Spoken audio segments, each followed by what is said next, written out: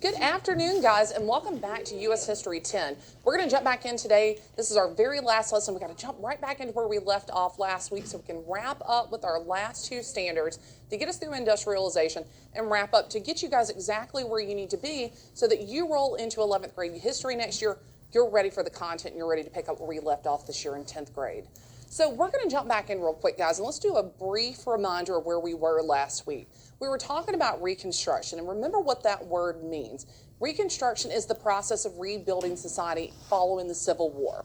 What we're trying to do here at this point in history, we're trying to reconstruct the infrastructure of the South, but at the same time, we're trying to acclimate African Americans into American society. There's several important acts or amendments that we talked about last week that afforded rights to African Americans, such as the 13th Amendment that abolished slavery, the 14th Amendment that offered them rights as citizens of the United States, and then finally the 15th Amendment that offered African American males the right to vote.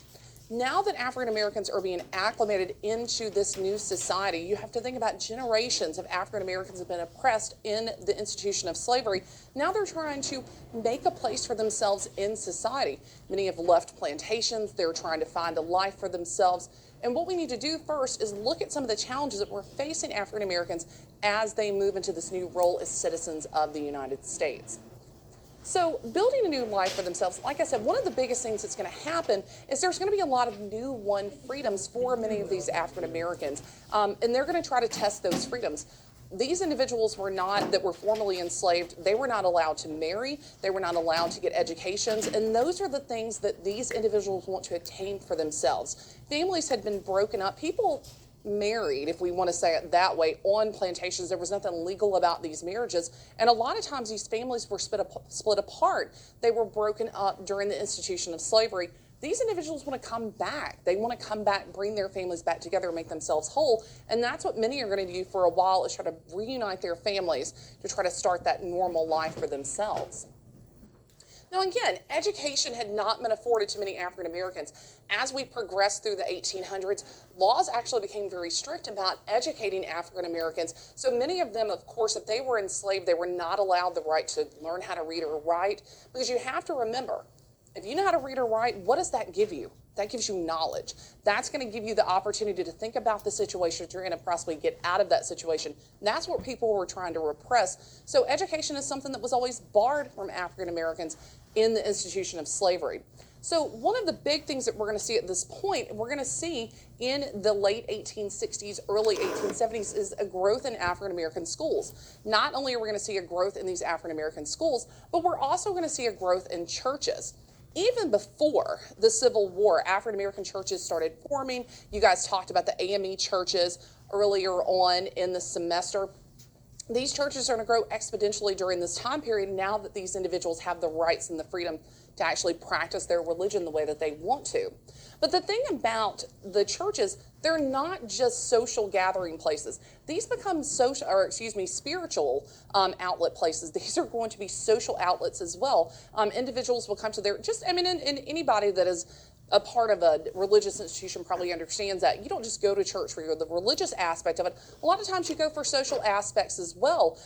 So they're going to come together and they're going to gather, and this is what's going to help the spread of information and ideas. And the churches really become a support systems for African Americans as they progress through this new lifestyle of being free post-slavery. Now, another big shift that we're going to see in the African American community at this point is African Americans being involved in politics. Now that they have the rights to be citizens of the United States, now that they have the right to African American males have the right to vote, we're going to see more and more of these individuals becoming involved in politics. It's going to be a tough road to start off with, but by the time between 1865 and 1877, we're going to have many African American males holding office at all levels of government, from local, state, all the way up to the federal government. And one great example of this is a gentleman named Hiram Revels. Hiram Revels was the first black senator. He was actually from the state of Mississippi, which is kind of crazy to think about in the middle of Reconstruction, that this African American man is able to rise to the place of a senator in his state. And you'll see why here in just a little bit, why that was able to play out. But this is not going to be something that's going to dominate American politics, because there's always going to be this group, not just one specific group, but individuals that come together that kind of are part of this major group of people in the United States that still want to suppress African Americans. And it's going to be hard for them to make strides. And they're going to do some positive strides in politics. There's always going to be people there trying to push them back to prevent them from gaining any type of power in American politics. And one of the biggest groups that we see emerge at this point is a group called the KKK, the Ku Klux Klan.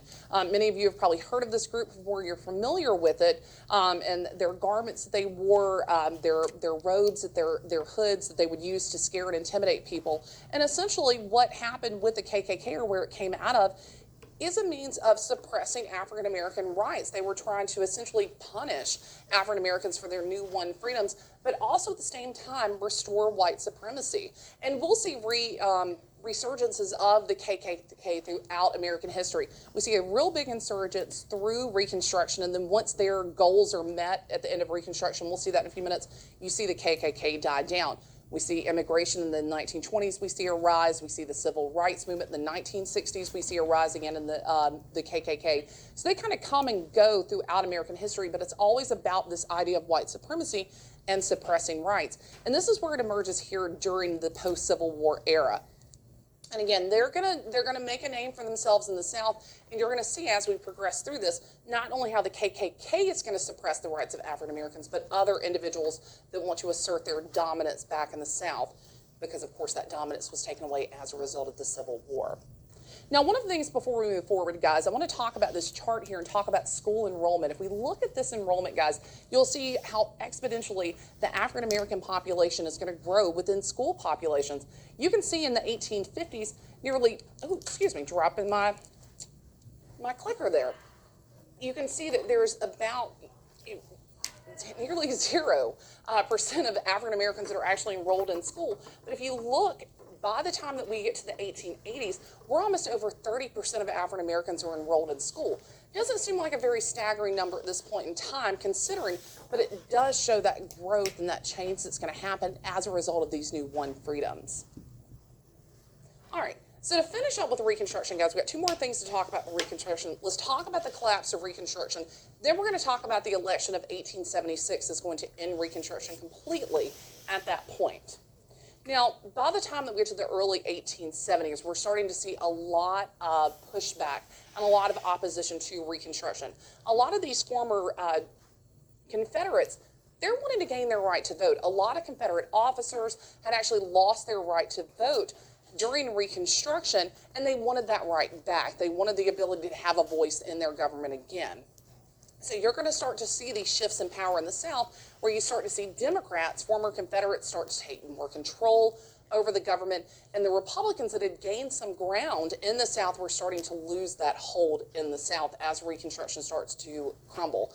You've got to remember, it's the Republicans, and especially the radical Republicans, that were making a lot of these big pushes for legislation in the South and changes in the South to help African Americans. And you're going to see over time, as the Democrats gain more control, as individuals that have been pushed out of control are taken and put back into control, you're going to see changes obviously made within the government. Now, another problem, too, that we see here, guys, is the Republican Party losing a lot of power and losing a lot of influence. Ulysses S. Grant, his 2 terms as president were marred by political scandal. The party was divided. The thing about Grant, though, it wasn't Grant that was scandalous. It was the people that are around him, his administrators, the people that were working within his cabinet. They were the ones that were corrupt. He was a little naive sometimes, trusted people a little bit too much in his government to make decisions. And what's going to happen here is that's going to lead to a lot of corruption and lead to really a lot of people pulling away from the Republican Party because they don't know if they can trust the Republican Party after all of these scandals that have happened within the Grant administration. I wish we had time to go into some of those scandals, but unfortunately we don't. Now, another problem is the Panic of 1873. This is going to hit the administration hard. And what this is, guys, this is a financial panic. We have collapses of banks. The economy is going to collapse. It's a little bit more complicated than that. But anytime that we see a an economic downturn, we're going to see someone blamed for that. And typically it's the person leading the country at the time. And of course, that's Ulysses S. Grant at this point. And even with that, not only do we have financial problems going on, we've got scandal within the administration. a lot of people within the North, they're starting to lose patience with efforts in the South. We're trying to reconstruct, make the South whole again, part of the United States, make it a pure union again. But the problem is we're starting to see that the government's pushing more towards imposing moral and social changes, and that's not something necessarily that the government can do. That's something that has to happen within the population socially. The government can't force people to think a certain way morally. So that's one of the reasons why the North is like, we've got to step away from this because we're not making any ground here.